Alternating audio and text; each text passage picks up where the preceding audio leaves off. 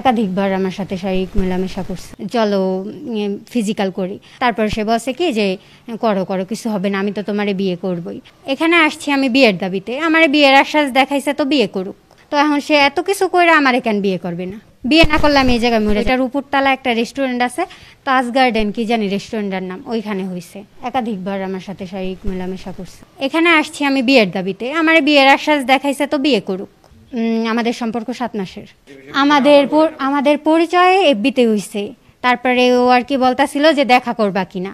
পরে আমরা দেখা করছি, দেন ওই টাইমে ফার্স্ট আমাদের রিলেশন শুরু হয় বিয়ের কথা দিয়ে, যে সে আমারে বিয়ে করবে।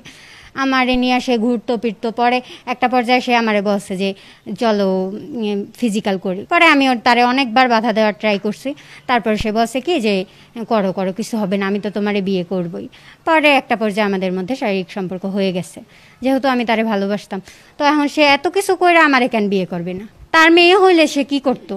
তারপরে ওর বাবারে আমি কল দিছি, ওই টাইমে ওর জ্যাঠায় বাজে ভাষায় বকাবকি করছে যে তোর বাবা মা কি তোরে রাস্তায় জন্ম দিছে নি, এন তেন নানান ভাষায় বকাবকি করছে।